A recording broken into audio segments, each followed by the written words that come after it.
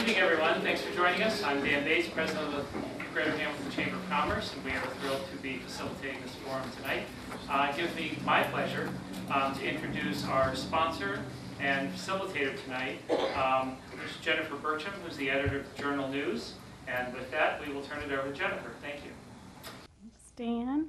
Good evening and welcome to tonight's forum featuring the candidates for Hamilton City School Board.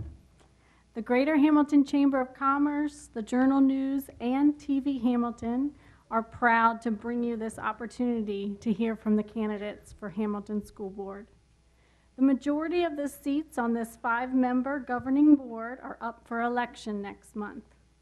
8 candidates are vying for 3 open seats on the board. The people you elect will oversee school district operations, set policies, and control millions of dollars in taxpayer money. Your attendance here tonight shows your commitment to the city and its education system. Thank you for joining us. Each of the candidates was sent questions in advance of tonight's forum. The candidates will have 1 minute to share their responses to each question. Let me introduce you to the candidates joining us tonight.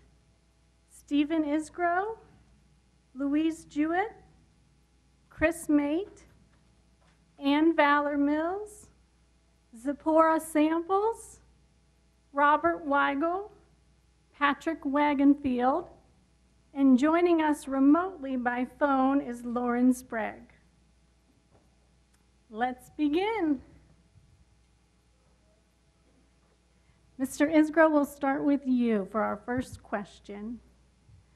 What are the responsibilities of a school board member, and how are you the best candidate to perform those duties? Under the Ohio School Board Association Ethics and Regulations, it lists 3 main responsibilities for a school board member. One is to hire and evaluate the superintendent. The other is to hire and evaluate the district treasurer. And the third is policies and procedures and see that they're implemented properly. Now the board will guide the administration on what goals it wants along the way. Recently we approved setting some goals, and the result of that was in the past year there was an improvement of 18 out of 23 indicators on the state testing. And it's my understanding that's never been done before. Also in our district, as everyone knows, we have a 70% free and reduced lunch. We recently got in a food truck service to reach our children who are not able to have a meal every day. Thank you. Ms. Jewett, the same question. As Mr. Isgro mentioned, the goal of, or what the school board is supposed to do is to set educational goals and policies, employ a superintendent and a treasurer. But on a more personal level, what I would hope to do is to listen carefully to members of the community and teachers and everyone else and obtain the facts regarding a particular issue and vote in the best interest of the district. I think I would be pretty good at this because I'm an intelligent, reasonable person with a cooperative attitude. I've got many years of experience within the district as both a teacher and a parent. And so I'm very familiar with district curricula and policies. And so I think that those would be good attributes for being able to handle any issues that come up and make reasonable decisions and try to persuade other members of the board with whatever facts are available. Thank you. Mr. Mate, the same question. Well, legally, the responsibility of the Board of Education is to stay at 30,000 feet, if you will, and approve policies and budget for the district, and hire and evaluate the superintendent and the treasurer. On a more down-to-earth level, I believe the Board of Education has the responsibility to collaborate and consult with staff in the district to set direction and goals for the entire school district. It's then where the school board holds the superintendent and treasurer accountable for results in those areas. I believe my experience as a school administrator working with several different boards of education over the years will allow me to move the board in the direction to be more transparent and more professional in performing their duties and in working with the staff and the community. Thank you. Ms. Mills, the same question. Hi. I've also looked at the Ohio School Board Association roles and responsibilities, and as I've said before, it's setting educational goals, establishing policy, employing the superintendent and treasurer, goal setting and long-range planning. But they also have engaging the parents and creating community relations programs, helping build public support for our schools, and leading the public in demanding a quality education. Serving as a link between the schools and the public is another role of the school board, and being an advisor to the superintendent on community attitudes. I don't feel that there's a really strong community involvement with the board right now, and I'd like to see that strengthened. I know also one of the board objectives this year is to have more parental involvement. So I'd like to see that happen as well. Thank you. Ms. Samples, the same question. What are the responsibilities of a school board member, and how are you the best candidate to perform those duties? Well, to govern and to set policy is the role. They are also a voice between the students, the parents, and the teachers. And how would I be a good candidate? I'm dedicated in education, for one, and making sure that every child gets a chance to have a quality education in all of the 17 neighborhoods, and to be a voice for the diverse population in those 17 neighborhoods. I come from a background of, first of all, strong education, and working through social service agencies and housing agencies. I have a wealth of experience in dealing with people that are sort of underserved, and especially in the school system, and I want to be sure that we can do a better job of serving those people. Thank you. Mr. Weigel, the same question. The board is a policy-making body, and members of the board are chief advisors to superintendent. The board is a policy-making body, and the members are the chief advisors to the superintendent on community attitudes. Board members do not manage the day-to-day operations of the school district. Many people seem to be confused about that. Boards see to it that the system is managed well by professionals, specifically the superintendent and the treasurer. In my professional career, I am the managing director of a successful business. In any small business, difficult decisions are made every day to be successful. I am the only candidate who is a business person in business for themselves, and I believe that is an important point to note. I understand that results matter for any business. As a school board member, I am proud of my fiscal and academic record. I have demonstrated my support for common sense budgeting priorities, and I have kept our district on a stable financial path and will continue to do so. Thank you. Mr. Wagenfield, same question. As the Ohio Board Association identifies the three major responsibilities: to hire and evaluate the superintendent, hire and evaluate the treasurer, and make policies.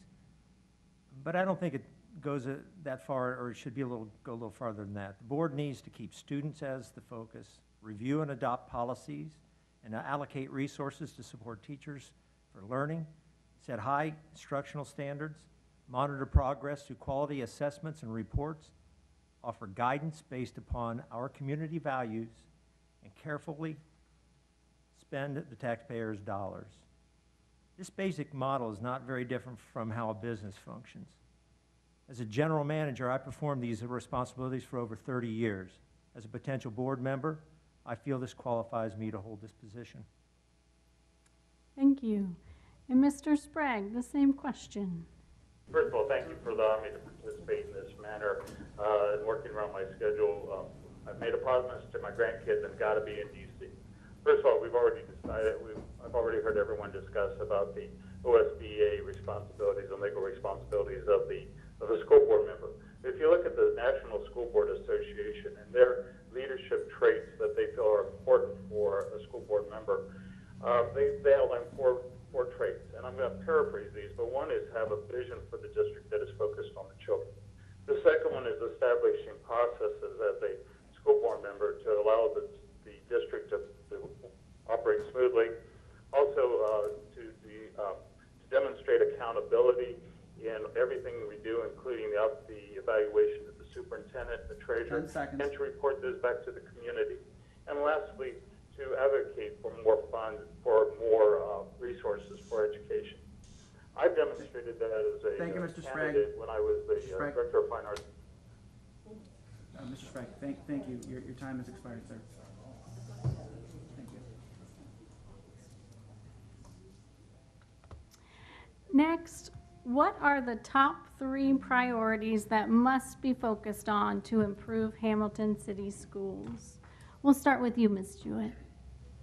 Okay, my 3 priorities would be, first of all, improved counseling and curricula to meet the needs of a wide variety of students. Over the last several years, we've been cutting out some courses, and I would like to see instead adding courses, or if possible, and maybe less focus on testing and more focus on getting a broad education for students and helping each student discern an appropriate plan for themselves. Right now, there's college graduates are having trouble finding jobs. There's more jobs out there for skilled workers, and I'd like to see us be able to guide students better into programs that will get them good jobs when they're out of high school. Secondly, attract and retain high-quality teachers by creating a positive atmosphere and a good, solid school district, and respecting teachers and the work they do so that we can keep those teachers. And I guess last thing real quick is development of a spirit of cooperation among everybody in the district as well as the city and other agencies. Thank you. Mr. Mate, the same question. In my opinion, I believe teacher retention is a very important issue, reducing the amount of turnover in staff every year, closing the achievement gap, which means raising test scores, and improving staff morale are the most crucial district issues facing our district. I think it's very difficult to consistently improve test scores from year to year if you're hiring 20 or more teachers, especially at the high school level. I think we also need to support staff and build a climate of cooperation and dramatically improve the relationship between teachers and our central office staff. I think morale is a very important component in a successful school district and a workplace where people are happy to come to school, and I think that needs to be an area of focus. Thank you. Ms. Mills, the same question. The 3 things that I think that we could focus on to improve are the communication and transparency. Again, we need to have everyone working as a team. I would like to see the communication between the schools, the community, the teachers, the students. All the students that are graduating today are going to become our community residents and leaders in the future. So we need to have everyone talking together. Teacher retention and morale of the staff. Currently, the school district seems to be losing a lot of the teachers, and they're moving to other districts, and the morale of the teachers isn't so great. So I'd like to see more interaction with the teachers and the Hamilton City Teachers Association to see what those issues are and why the teachers are leaving our district.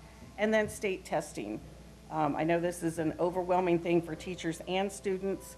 Our report card could be better, and I would think as a district this needs to improve.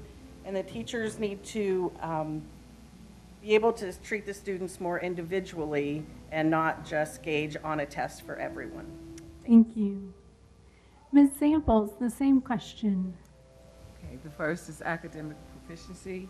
I think we need to make sure that our students have all the resources that they need to be able to succeed, so that we are able to, second of all, increase the graduation rate, to explore creative and flexible school level budgeting district-wide to keep cuts away from the classroom as much as possible, and particularly those who have been historically underserved. I want to make sure that there is more parent involvement and that we're able to take advantage of the educational programs that are out there, maybe in our local universities, that other educational programs that may be under our Ohio State Board, so that students have the availability of all of that.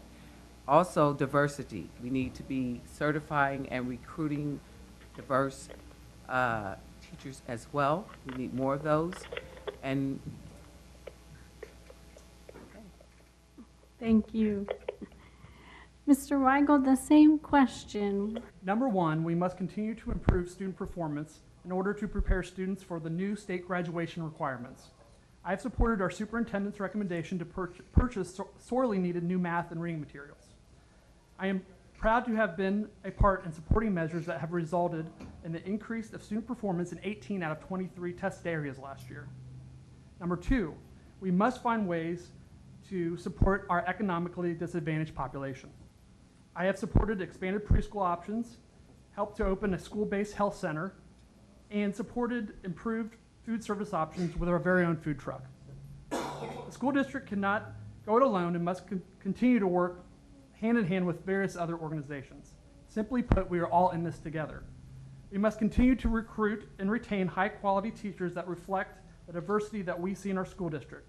As a board member, I have supported our district working to achieve these recruitment goals. Thank you. Mr. Wagenfield, the same question. What are the top 3 priorities that must be focused on to improve Hamilton schools? The first would be continuing to improve student achievement in the face of high-stake testing. Teachers are the heart and soul of our schools, and as a board member, I'll support them to continue to improve student performance, especially on tests that may prevent our students from graduating. Secondly, is safety and discipline.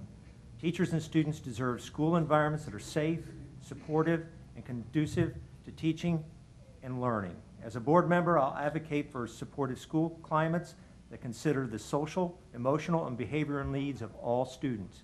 And third, funding education. The downfalls of this funding system have been ignored for decades, and we have had many mandates thrown at us that are not funded. As a board member, I will advocate for improving on school funding on local and state level. We should be able to fully fund preschool or innovative teacher ideas. Thank you. Mr. Sprague, the same question. Well, I think our first priority is to come together, to work together as a community to develop a strategic plan that will focus our energies on specific problems within the district. That means input from students, teachers, parents, community members, community leaders, and social agencies, all working together to come up with plans to address those issues and to also have accountability for the successes that we have in those issues. The second area is we have a great student population, but quite a few of them come from disadvantaged backgrounds and don't come to school with the skills that they need to succeed in school. And I'm in support of the preschool program that we have, but we also need to engage students where they are, no matter where they enter the school system. And that means providing them with a very rich academic environment. 10 seconds. With the arts. Thank you. Oh, okay. And Mr. Isgrove, the same question. First, responsibilities to our students. And we achieve this by improving the student performance and help them prepare for their lives beyond graduation, whether it's going to be college, military, some type of trade school, or just going into the workforce. That's a very important thing. We know not every child's going to go to college. Some of them want to pick up a trade. Well, there are a lot of trade schools, and we're working with the City of Hamilton and several other agencies to build a collaboration to prepare students who are not college-bound to pick up a trade. Second is the safety of our staff and students. This year, for the first time, we have 5 full-time school resource officers. There's one at the high school, one at the freshman school, 2 at the middle schools, and one at the Miami schools. Third, it's to assist by supporting our staff in developing and providing resources, such as we have with the new math and the literary resources that we've had this past year. Thank you. Mr. Mate, we'll start with you for our next question. What is the biggest challenge facing Ohio public schools, and what is your plan to address it locally as a Hamilton School Board member? The funding of Ohio public schools continues to be a major challenge. With state leaders investing more and more dollars heavily in school choice options, even though much of the data suggests these dollars are not returning positive results for students. In addition, we must continue to address the achievement gap that is most noticeable when comparing students who come from different economic backgrounds. It is simply wrong, even in 2017, that the greatest predictor of a student's current and future academic success is the socioeconomic level of the parents and guardians, and we need to do more as a district to address that. I believe we must continue to intentionally teach and practice cultural competence in our schools. In public schools, we must serve all kids, and quite simply, all means all. We have to be a place where everyone can come together and achieve success regardless of differences. That makes our school, our community, and our country stronger. As a board member, I would hope to focus our limited resources where they can make the most impact and improve collaboration across the district so winning ideas in one classroom can be shared and implemented easily and efficiently across the district. Thank you. Ms. Mills, the same question. I feel state testing is one of the biggest challenges for the public schools. There seems to be too much emphasis on testing and not enough on student education that's being managed at the district levels. The teachers the teachers are using the majority of their time. They need to use the majority of their time to teach the students and not doing administrative work and being boxed in on their lesson plans based on the state testing. The teachers are no longer able to teach the way they want to, and I feel like the students are all different, and the teachers need to be able to look at the students differently, not just the way one test wants them to be. These tests are not always indicative of what is learned in the classroom. This goes for the teacher evaluations too, by using those tests as the main factor on if a teacher is effective or not. So I think we need to have people working for our district at the state level to reduce the state testing. Thank you. Ms. Samples, the same question. State testing is our biggest problem. I think the testing, it takes away from the education process. It stifles the teacher's creativity. It also, we're not, teaching students, we're programming them to take tests. And we need to be more proactive with providing and partnering with local legislators and representatives of Ohio to change laws and mandates and returning teachers to their former role of being creative educators. Thank you. Mr. Weigel, the same question. The biggest challenge facing Ohio public schools, in my opinion, is the ever-changing graduation requirements. It is no secret that there is undeniable problems with these overly burdensome requirements. Last year, the OBE granted a one-time Band-Aid fix to this year's seniors. I fear that this year's juniors will be harmed from bad state policy decisions. I'm not a huge proponent of the current state testing model, but it is the yardstick we're given. I believe state testing should be minimized, and those millions of dollars could be reinvested into local schools' budgets. Columbus should let teachers teach and allow local boards to make local decisions. I encourage and support I have encouraged and supported countywide awareness and advocacy during last year's testing symposium, and I've also marched with hundreds of school professionals in Columbus last year that resulted in action. Our voice was heard that day, and the result was a one-year reprieve from the ODE mandates. I will continue to ask all voters to contact their legislators and to finally address this issue. Thank you. Mr. Wagenfield. Well, I think budget cuts have created huge problems in most of the public schools in recent years. And less funding means smaller staffs, fewer resources, and a lower number of services that we can provide to the students. There are many problems in public schools today, but identifying those issues is only half our battle. As a board member, I will work with educators, parents, and lawmakers to come together and begin to find solutions for the benefits of all students in public schools. For example, Senate Bill 216 is a deregulation bill. This bill will eliminate many unfunded mandates, freeing up monies that could otherwise be used for our children. After all, this district should not be forced to fund a math class by cutting a fine arts class. We should be able to fund all courses that provide a well-rounded student. Thank you. Mr. Sprague, the same question, and I'll repeat it for you. What is the biggest challenge facing Ohio public schools, And what is your plan to address it locally as a Hamilton School Board member?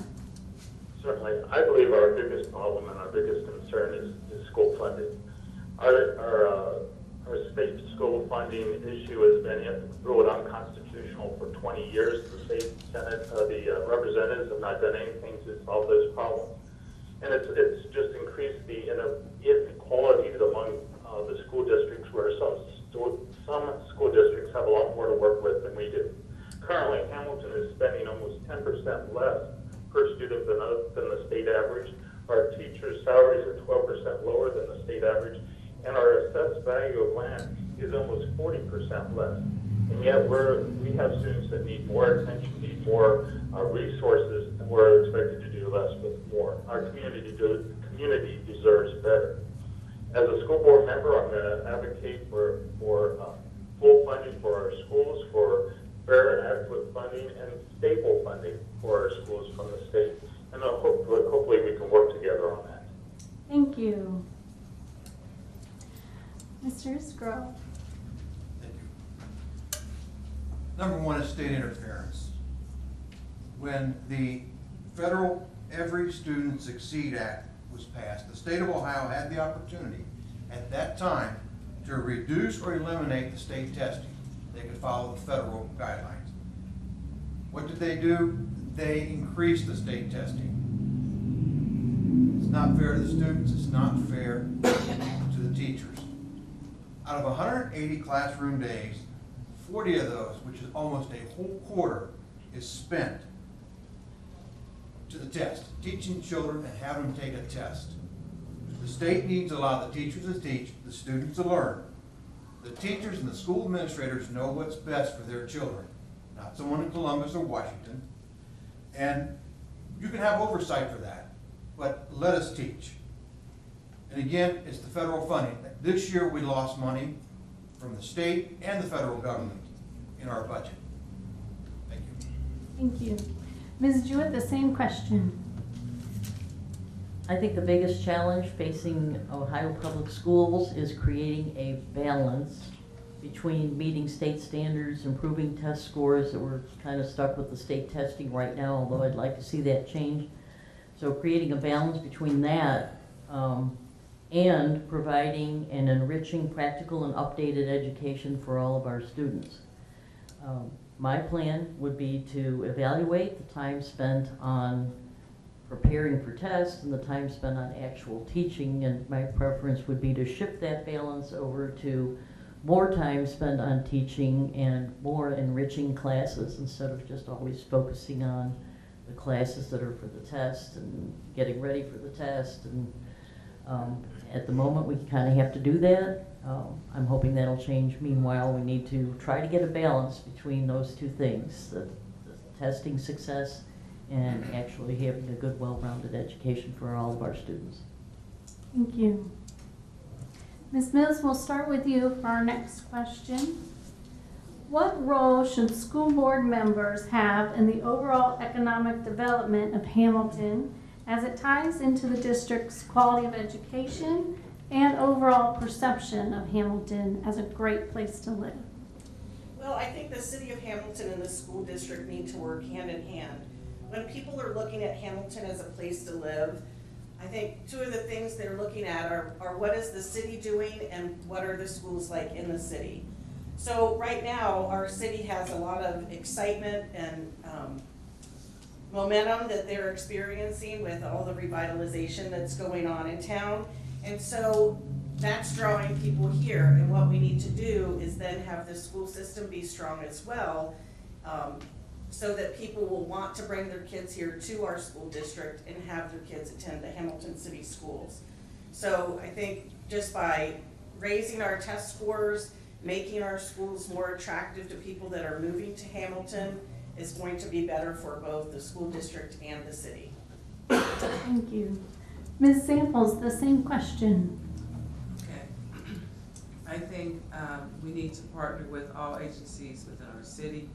I think the city of Hamilton needs to bridge the gap between them and the school board and the schools. and we need to have more of a better relationship. We need to be more proactive.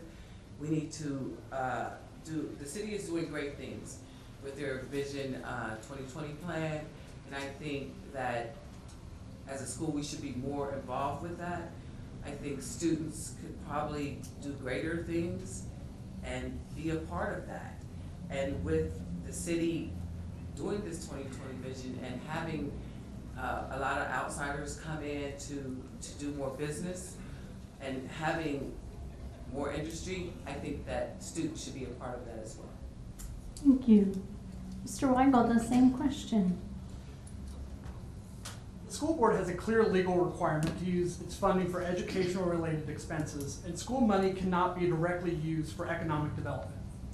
In certain situations, schools do have the ability to approve certain specifically defined tax incentives for developers, such as a tax incremental financing agreement. I am proud to have supported 2 separate TIF agreements on 2 large economic development projects: the Markham Luxury Apartments and the Spooky Nook at Champion Mill Sports Complex. Without the Hamilton's Board of Education supporting these exciting projects, they would not be happening in our city. Thank you. Mr. Wagenfield, the same question. When families, schools, and communities, institutions, and agencies all agree upon their goals and determine how to reach them, everybody benefits. Schools enjoy the information support of parents and community members. Families experience opportunities to contribute to their child's education, and communities look forward to an educated, responsible workforce. I think that when communities work towards a common goal, it ultimately benefits the kids. The school and the school district should be partners to be successful in achieving these goals that they desire. Thank you. Mr. Sprague, same question. Yes, well, my first objective is to obviously have the best school district possible. By having the best school district possible and meeting the needs of our students, then we've changed the perception of our district. Right now, I don't believe we have a good perception. The community has a good perception of what the schools are, and we have some great kids in our district. By increasing the perception of our district and have a positive perception, then we will have people who want to be here, people who want to live here and work here, and attract businesses. So the education, our schools can be a catalyst for economic development in Hamilton. But this all takes cooperation with all the entities involved. And as I said earlier, the strategic plan that brings us all together, trying to meet the needs of our students, is the most beneficial thing we can do as a board. Thank you.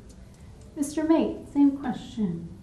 Well, I believe the Hamilton City Schools are tied to our community and its future. So I think we need to work closely with the mayor, city council, and city manager to support and encourage economic development throughout our city, which in turn helps attract new businesses and new residents. Our new buildings have been a great asset for our city to market, and now we need to continue to improve the educational opportunities and outcome for all students so we have a high-quality academic program that matches these great new schools. And we also need to work with our local businesses to produce graduates who meet their needs now and in the future. That's an important thing we need to focus on. Thank you. Mr. Isgro, the same question. The school board does have a role in improving the economic development of the city. The TIFs, or tax abatements, have been helping several projects. By working collaboratively through negotiations, we have, and the city has, come up with an agreement with the Spooky Nook project and the Markham Apartments. And having visited the Spooky Nook in Pennsylvania on my own, it's fantastic. I truly believe that that Spooky Nook project is a catalyst for the future of this city. So it only made sense that we would partner with the city. We also have been working collaboratively with the City of Hamilton, the Community Foundation, the United Way, and several other agencies. One was the preschool expansion we got to do this year. Workforce development has been another project. So we have been working with the city, and we're getting some great results. Thank you. Ms. Jewett, the same question. Having lived here now for 19 years in the city of Hamilton, it's very exciting to see the renewal, the current renewal that's going on in the city. And I think the school district should be on board with that renewal. The city and the school district should be hand in hand. School board members should support city businesses and events on their own, and also work with the city as a board, work with the city and local agencies to involve students in as many ways as possible with the city, organizations, agencies, and businesses, possibly involving internships or whatever way we can get them involved. The city and its schools reflect on each other, and progress, in order to progress, they have to work together if Hamilton is to be perceived as a great city to live in, which I think it is. Thank you. Ms. Samples, we'll start with you for our next question. If a majority of your fellow school board members made a decision that you were not in favor of, could you support it and explain why or why not? Well, yes, if the decision has been made, I might not agree, and I may say no, but I would support it if it's already made.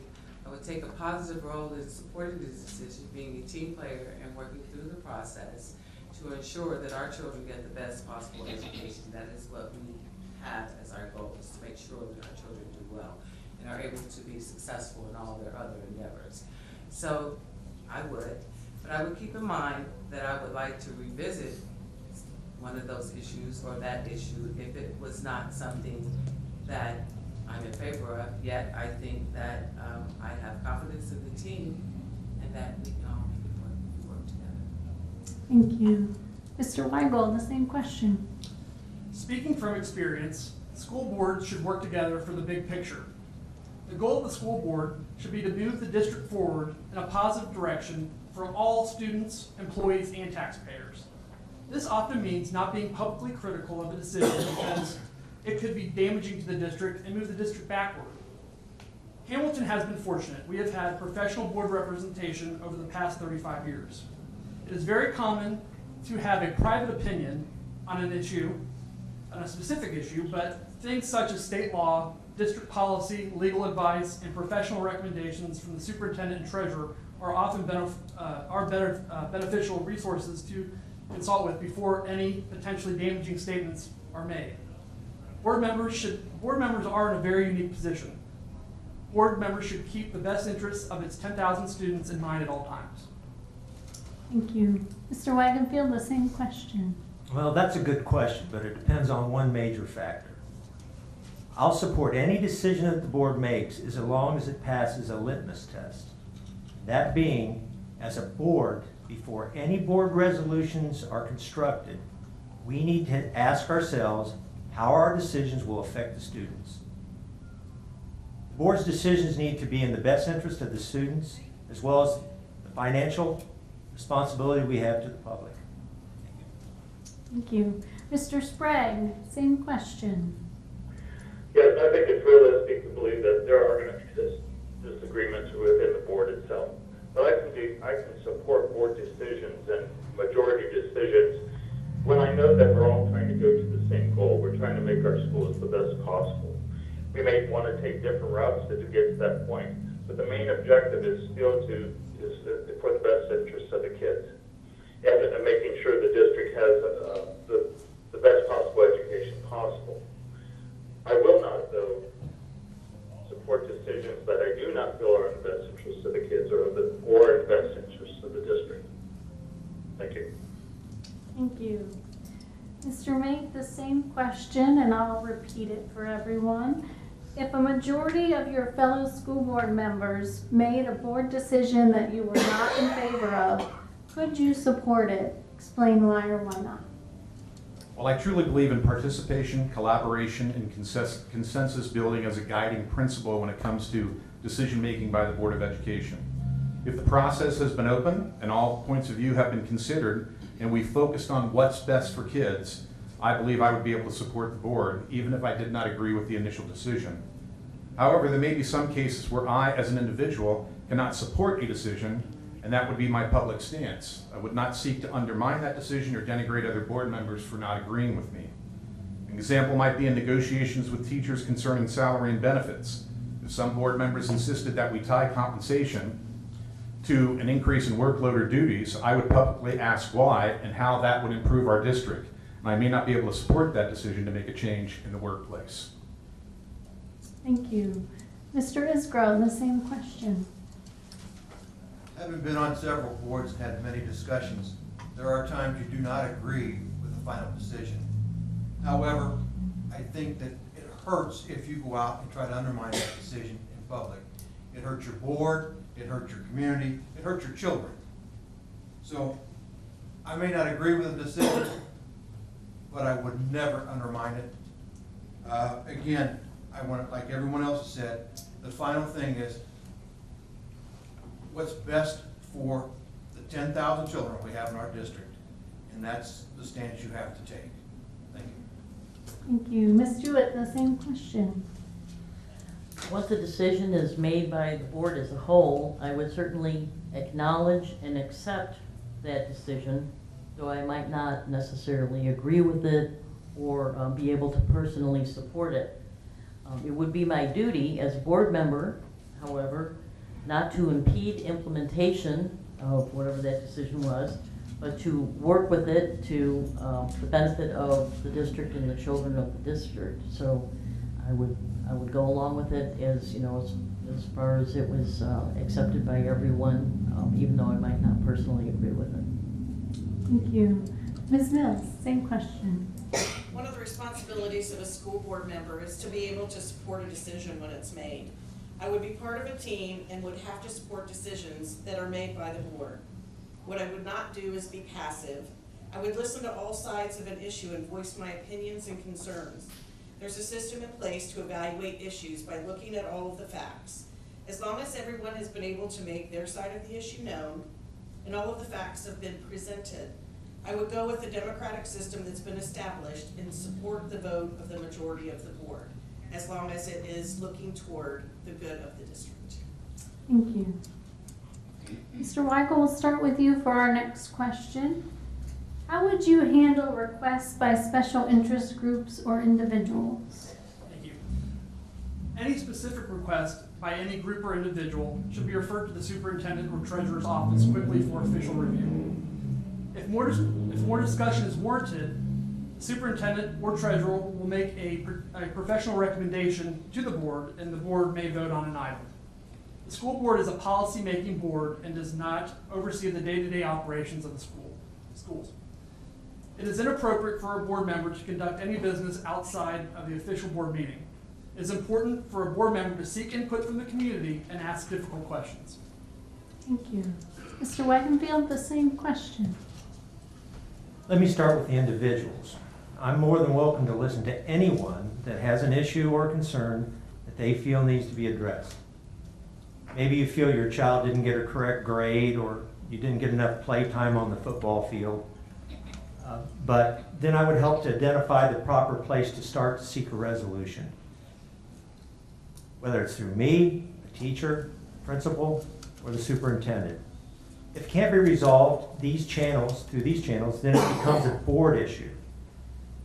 As for special interest groups, I would only be one of 5 board members, so I would request that the group present in writing the request that they have and present it to the board as a whole. I truly want to be your champion for the public, the teachers and the students. Thank you. Mr. Sprague, same question. Yes, I believe as a school board member, I have the responsibility to listen to our constituents. I have the responsibility to hear feedback from community members, parents, anyone involved with the school. That is my job, to hear from them. However, I cannot act as an individual on behalf of the board, as Mr. Weigel had said. We have a chain of command in our district, and if I have someone that comes to me with an issue, first thing I'll ask is, have you talked to your building principal? There's chains of command, there's chains of lines of communication need to be in place so that the board is not making those decisions. Also, as a board member, I fully embrace, and I would hope that people would come to our board meetings to give us feedback on what we're doing and provide us just a line of communication through coming to our board meetings. Thank you. Thank you. Mr. Mate, the same question. Well, open communication is paramount, and after listening to any concern by a citizen, then I would make sure that they are following the proper communication protocols to have that concern or issue addressed.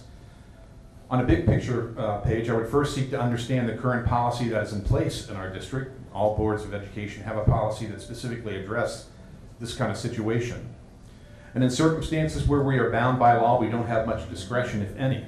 However, with all requests, I would consider how it aligns with our district goals and it promotes the safety and welfare of our students and staff. I would not support any request that might promote divisiveness or intolerance. Thank you. Mr. Isgrove, the same question. Well, as a board member, I've received phone calls and emails from a parent or another individual, a concerned individual, about a problem within a school or a problem that they're having. And sometimes they want you to get personally involved. As a board member, you can't do this. So the most logical thing to do is first ask them if they've talked to the teacher or the principal, then maybe direct it to the superintendent to have him direct it to the right person to follow up and contact the superintendent for follow up. It's not our job as a board member to be out fact-finding on a complaint. We can run into problems with maybe a labor relations problem, our collective bargaining agreement that may be after we violate the contract, or worse than that, we could have a violation of a FERPA Act. And that's why we should never get involved in these complaints and talk about other students or people. Thank you. Thank you. Ms. Jewett, the same question, and I'll repeat it for everyone. How would you handle requests by special interest groups or private individuals? The protocol would be to listen carefully to whatever the request or idea is. I personally, so I wouldn't forget it, would write down any pertinent information that had to do with that request. And if possible, refer the person to directly speak to whoever might be able to handle the situation, or offer to take the idea or the request to the entire board. It would be inappropriate to make any promises to anyone individually until it was reviewed by the board and or the superintendent. So that's the procedure that I would follow. Thank you. Ms. Mills, the same question. I again would listen to whatever any individual or group would have an issue with or have an idea on. And if I could guide them in the right direction, I would do so. If not, I would bring that idea or information back to either the superintendent or the board, depending on what it is they have talked to me about. And then I would either have the superintendent take care of that through the schools or have the board review it and give an answer back. Thank you. Ms. Samples, the same question. I would start with probably following protocol, addressing the superintendent, assisting with these group of individuals, making sure that they have the best interest for our students in mind, offering that these groups or individuals come to the board meetings so that the community as a whole can hear what the problems are so that they can make a solution as a whole, and then just basically put it in the boards and the superintendent's hand. Thank you. Mr. Wagenfeld, we'll start with you for our next question. What is your view on voucher programs that allow parents to choose private schools over public, and what impact has that had on education? I think it's pretty straightforward. Voucher programs do put a financial strain on public schools. Public schools are held to a different standard with the money they receive versus charter or private schools, which do receive some funding, personnel, and transportation support from our district. Does this need to be maintained or altered, this process? Yes, the program should be altered. If you're going to allow public funding to go to charter or private schools, then you should be held to the same standards we are, such as state testing, state audits, special education laws, teacher licensures, and that's just a few examples. As a reminder, as a public school board member, my focus has to be on students of the Hamilton City Schools. Thank you. Mr. Sprague, same question. The original intent of the voucher program was to allow students who were in low performing schools the opportunity to go to other higher performing, and that's in quotation marks, schools. This business model is not adequate to meet the needs of students because there is not a free market for students to choose from or for their parents to choose from. Plus, those private schools, as Mr. Wagner just said, are held to a different standard than public schools. They don't have the same testing involved. So the education those students receive not at the same level in many cases as what they get in public schools. It's also drained to public schools' finances. In 2015, $117 million was drained from public school education and went to private schools. And the major issue is that the schools that were left, the poor performing schools, nothing was solved because those students who were left are still receiving that same type of education, same core education, instead of bringing those students up to where they need to be. We need to be a public school for all the students. Thank you. I don't have any good solutions. They'll only. Mr. Mink, the same question. Well, I understand the initial intent of the program was to provide students living in depressed urban areas with low-performing schools the opportunity to seek a better education in a private school setting. However, the many charter schools and at times our online schools in Ohio have operated with little or no oversight from the state, creating a two-tiered school system. I don't support the current program that is in place in Ohio, and I view it as a growing reach, as a backdoor attempt to hurt public education in our state. As I stated earlier, we know that poverty dramatically impacts student achievement, yet we continue to ignore that data at the state level to advance at times an ideological agenda. So the current program that's in place now, I do not support. Thank you. Mr. Isgrove, same question. As a public school board member, my first responsibility is the students of this district. But I also respect the right for all children to get an education. Now, charter schools and some private schools, they are run properly, but many are not. Many are part of a mega corporation where the CEOs are receiving $1 million overall to run these schools. They have no oversight.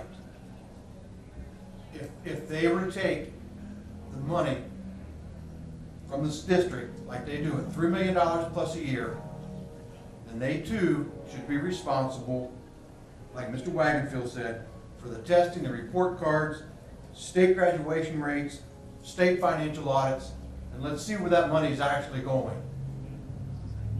I strongly feel that these public vouchers are not a good thing and they need to be changed.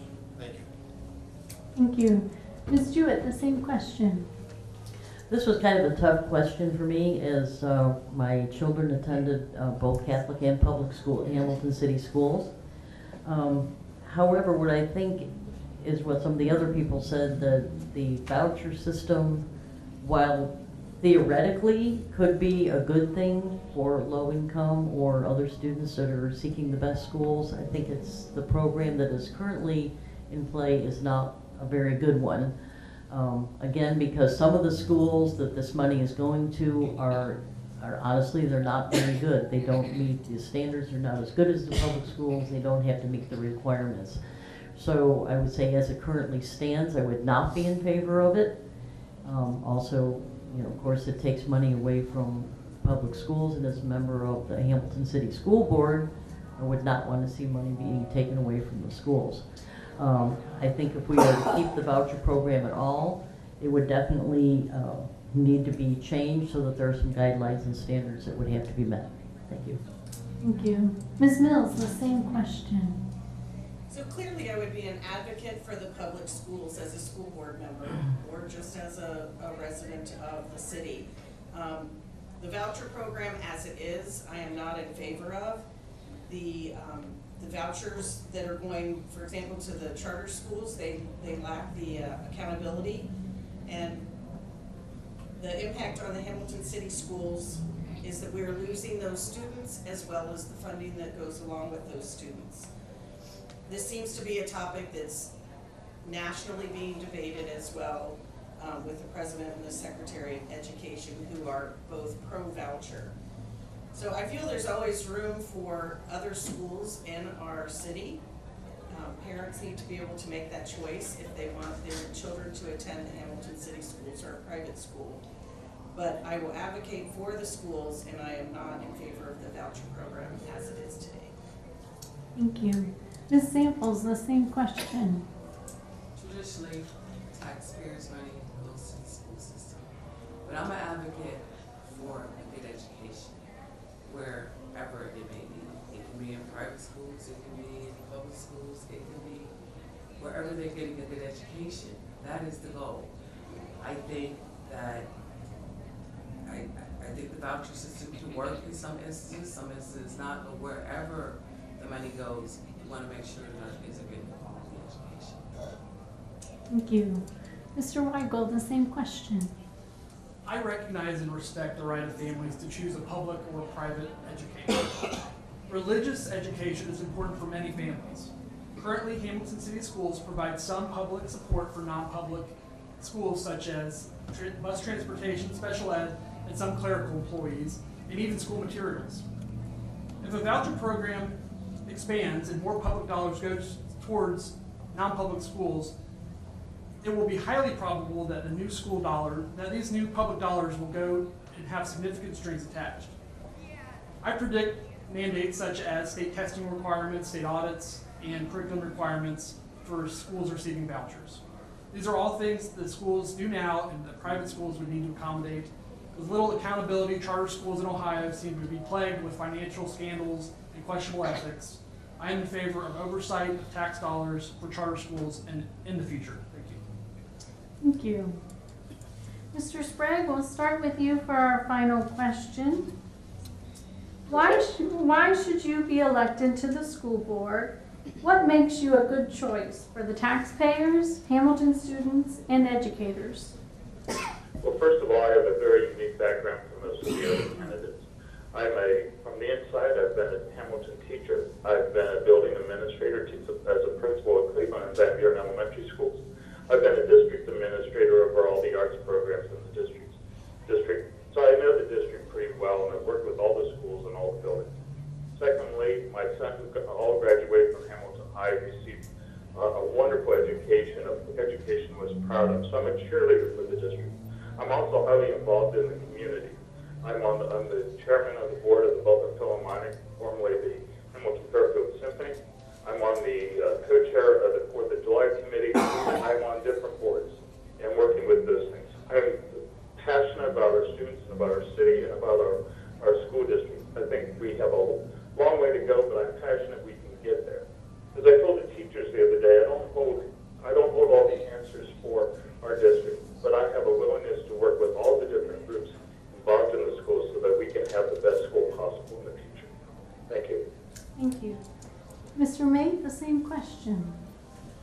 Well, I've been a teacher here in the Hamilton City Schools, as well as an administrator, and also administrator in other districts in Warren County and Hamilton County. So I believe my experience working in multiple school districts with multiple different members of school boards kind of gives me the background that sets me apart from some of our other candidates. So if elected, I would hope to focus on those roles and responsibilities of a board member that I outlined in my first answer. I really believe in listening to staff, really believe in listening to the community. I really believe in listening as a prime strategy to find out really what's going on in the district and what the perceptions are. So working with staff in the community to set goals in the direction of the district, and then holding the superintendent and treasurer accountable for all the results in those areas would be a priority for me if I was elected. Thank you. Mr. Isgro, the same question. Thank you, ma'am. I first got elected in 2013, so I'm completing my first term. I truly care about the 10,000 students we have. You see, my granddaughter is one of those 10,000 students. Both of my children graduated from the Hamilton City School System. So did my wife. My son actually teaches back in the Hamilton City Schools now. Last year, we improved 18 out of 23 standards in our testing. That's a big plus. I understand it's never been done before. We have expanded our food service through our food truck program. We have opened a school-based health clinic where we have already served thousands of students and children. Some children have never been to the dentist before. Some have never had an eye exam. We have been told that some children who get their eye exam and need glasses, when they get their glasses for the first time, they actually cry that they can actually see. I've helped negotiate with the city, with the Spooky Nook and the Markham Park projects. And just last year, we have, with the support of our board, we have negotiated a 14% increase for teachers for the next 4 years. That brings them up in line with other districts within Butler County. Thank you. Thank you. Ms. Jewett, the same question. I think I should be elected to the school board for several reasons. I've taught in several school districts in Ohio, as well as a few colleges in Ohio. And I finished out my teaching career with 17 years of teaching chemistry at Hamilton High School. I am currently being endorsed by the Hamilton Classroom Teachers Association for school board. I've lived in Hamilton almost 20 years, and we finished raising our 4 kids here. All of them went to Hamilton High, and I generally just feel very invested in Hamilton City Schools and in the community at large in the time that we've been here. Currently, I tutor chemistry at Miami Hamilton. I am on the tree board for the city of Hamilton, and I'm also on the Butler County Solid Waste Policy Committee. So the 2 years since I've retired, I've kind of tried to jump in and do what I can for the city of Hamilton and the schools. So school board would be my next hope. Thank you. Ms. Mills, the same question, and I'll repeat it for everyone. Why should you be elected to the school board? What makes you a good choice for the taxpayers, Hamilton students, and educators? I've lived in Hamilton all my life. My family's been here for many generations. I graduated from Hamilton High School along with my husband. I have a daughter that graduated last year, now is attending Miami, and a son that's still at Hamilton High. I think that gives me a unique perspective being on the school board because I'm a parent of a student that's still in the school system. I would like our schools to be the leaders and be respected in the community. The city's making great strides, and I'd like to see the school district do the same.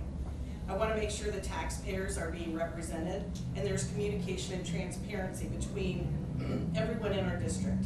If we want to be successful, we need to keep the teachers that we hire. Instead of being the minor leagues of the school system, we want to be the major leagues. We want the Hamilton City School District to be where the teachers want to be employed. I'm not afraid to take a stand when needed. I've been in the business world for 30 years and have experience with goal setting, forecasting, and budgeting. I would like us to create the best schools we can for the children and residents of our city. Ms. Samples, the same question. I've lived in Hamilton all of my life, and I'm a graduate of the Hamilton City School District. I'm a diverse candidate. I have a strong background, solid background in education. My parents, Ira and Zephyr Samples, they raised 13 children in Hamilton. We're a variety of schools. My parents did what was best and sent the children to the best schools for what fitted them as individuals. We have children that come from public schools, we have children that come from private schools, and we have children that come from boarding schools. But those kids, my parents thought, needed those particular schools. So a child is an individual, and it needs what is best for them to be successful in this world. So I'm definitely an advocate for the public city schools, and I think that we need to be where all the other schools are. Thank you. Mr. Weigel, the same question. I'm a young, enthusiastic Hamiltonian, open to new ideas, and invested in the future success of Hamilton City Schools. Currently serving on the board has given me the understanding of what a school board member can ethically and legally do. I'm a good choice for a second term because I believe that we are clearly on the right track. We have recently seen tremendous academic gains led by our teachers and staff. I have helped provide guidance to a team who was responsible for improving in 18 out of 23 tested areas last year. We must redouble our efforts and leave no stone unturned to move our schools and community forward. As a board member, I will continue to make and support decisions in the best interests of students, our district, and Hamilton taxpayers. Thank you. Mr. Wagenfield, the same question. I'm asking our community to select me as a board member because I'm a former graduate. My kids graduated from Hamilton High School. and my grandkids currently attend. Working in the business world, I've had to hire graduates that are the product of the educational system. I have a very good perspective on what graduates are lacking in entering the job market. I also have a good understanding of Hamilton's system, being married to an educator within the system. My complete focus is on education of the kids.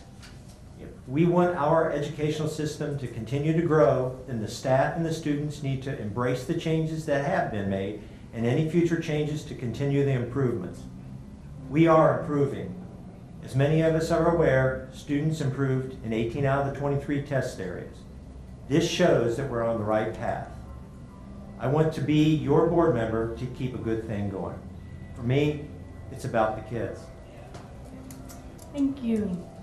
That concludes our question and answer portion of the evening's forum. We'd like to invite all the candidates now to give a 1-minute summary or final closing statement before we leave.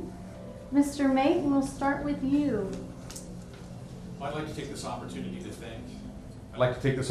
thank the Chamber of Commerce and the Journal News for hosting this important event. I also want to thank the other candidates who are here tonight, including Mr. Sprague. I think it's quite a testament to our city that we have a number of candidates who are running for the Board of Education and they want to dedicate themselves and serve our community. I was born and raised here in Hamilton, Ohio, and I've lived here all my life. I've raised my family here. I graduated from Taft High School in 1977, earned a BA in Education from Miami in 1981, and a Master's in Educational Leadership in 1990. Also completed the additional hours to earn my high school principal certificate. And I've gone on to complete the additional requirements to have a permanent Ohio High School Principal Certificate in grades 7 through 12. I'm running for school board because I care about kids and I care about Hamilton. I believe I can serve my community as a board member and take advantage of my experience in the field of education. Thank you. Mr. Isgro. Yes, I'd like to also thank the Journal News and Chamber for hosting this. By the way, the bagpipes, they're having a memorial service for victims of violence out in the hallway. But I'm a lifelong resident of Hamilton. I graduated from Baden High School in 1971, that's a long time ago. And also, I attended Miami University. I was employed for over 31 years with the Hamilton Police Department. I retired from the Hamilton Police Department as a lieutenant in charge of investigations. I've been on several boards, one being the Transfer for Living, Inc. I was board president there for a while. I'm currently employed as an investigator with the Butler County Prosecutor, Mike Moser. I've been married, like I said, to my wife for 23 years. We have 2 children, 3 wonderful grandchildren. Thank you. Ms. Jewett. Well, I was born and raised in Chicago, Illinois, so I'm not a native Hamiltonian, but I came to Ohio a very long time ago to go to the University of Cincinnati, where I earned a master's degree in biochemistry. And I met my husband Bruce here in the Cincinnati area, and we decided we liked Ohio, and so we've stayed here. We've lived in Cincinnati, Columbus, and Youngstown area. And again, moved to Hamilton 19 years ago. We've been very happy here. Our children went to St. Pete and Wilson and freshman school and Hamilton High. And I taught, again, chemistry at Hamilton High for 17 years, so I feel very, very invested in the schools and in the city. And I would like to do my best for the students of Hamilton, the teachers of Hamilton, and develop a spirit of cooperation so that we can make as much progress as possible in Hamilton City Schools. Thank you. Thank you. Ms. Mills. Thank you again to the Journal and the Chamber of Commerce and TV Hamilton for having this event. There's so much energy in the city currently, and I'm excited to have the opportunity to serve my community by running for school board. I'm a lifelong resident of Hamilton, as I said, and a graduate of Hamilton High School and the University of Kentucky. There's a lot of tradition and pride that I and my family have for Hamilton. I've been very involved in the community, and I currently serve on 2 boards for organizations in town as well as volunteering with others. I'm the only person that's running for school board that has a student in the school system, and I think that gives me some additional insight and feedback into what's happening at the schools on the student level as well as a community member. I'm running for school board to represent the children of Hamilton. I want there to be more communication and transparency between our schools, teachers, the school board, and the citizens of Hamilton. In the last few years, we've been rated an F or D on our report card, and we don't deserve that in our city schools. We deserve a better grade than that. Thank you. Ms. Samples. I want to be on the school board to help make a difference. I want there to be some diversity. I am a Hamilton City School graduate. I graduated from Howard University with a BA in city planning. I'm also interested in all of our students in all of our 17 neighborhoods getting a very quality education so that they can help make a difference in the city of Hamilton. Some of them may leave, some of them may stay, but the ones that stay, we need for them to be good students. We need for them to be good people, and that is one of the reasons that I am here today. Thank you. Mr. Weigel. I'm a lifelong resident and proud product of Hamilton City Schools. My mother, who's here tonight, is a 40-year veteran of the district, and I grew up in a home which valued teachers and education of all children. At Big Blue, I was the starter on the 2001 playoff football team. After high school, I attended Wright State University and graduated with a degree in organizational leadership. Upon graduation from Wright State, I enrolled in the Cincinnati College of Mortuary Science with the goal of becoming a funeral director. I joined my father as the 4th generation to be licensed as a funeral home at WEIGEL Funeral Home. In 2012, I ran for a seat on the Hamilton City School Board. I was elected and sworn in 2013, seeking to make positive and meaningful changes to our school.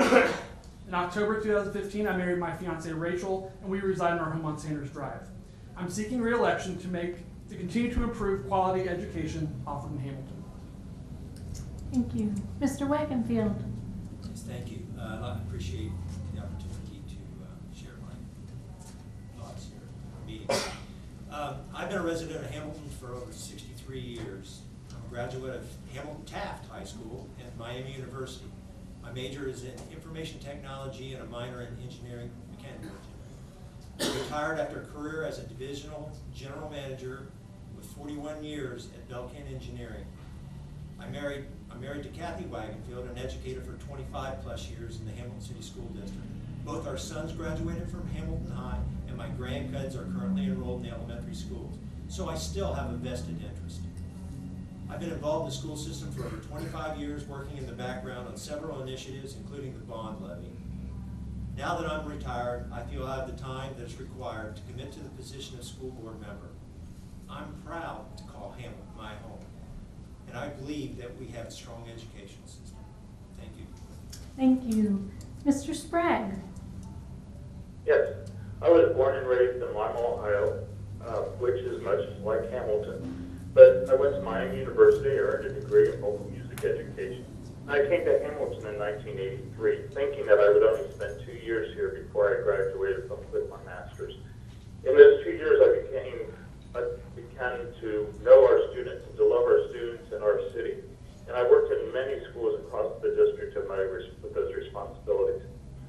I graduated, I also was a building principal, like I said, I was district administrator of all the arts programs in the district. So I had a great experience in Hamilton and did not expect to retire from the building, so I'm happy to have been able to do that. During that time, I also earned a master's degree in business administration from the University of Dayton. And then I earned a master's in educational leadership from Miami University. And I have elementary and high school certification for principal. Since I've been retired, I've also been very involved in the community. I believe that that's where my passion lies with the entire community. I've served on the board of LAURIN Philharmonic. I've served as a co-chair of the 4th of July Committee. I serve on the Hamilton Community Foundation Scholarship Committee. So I've stayed involved. I'm also a member of First Baptist Church, where I'm the choir director, and I'm working with outreach with the choir and with the church itself. My hope is that we can all work together to make our schools the best possible education, established organization possible for our students. I think we can if we all work together. Thank you. Thank you. Well, that concludes our forum for this evening. TV Hamilton will air replays in the future soon, and you can also learn more about each of the candidates online with the Journal News Voters Guide at vote.journal-news.com. I'd like to thank all of our candidates for joining us this evening, and also thank you residents for joining us and your interest in the race. Have a wonderful evening. Thank you.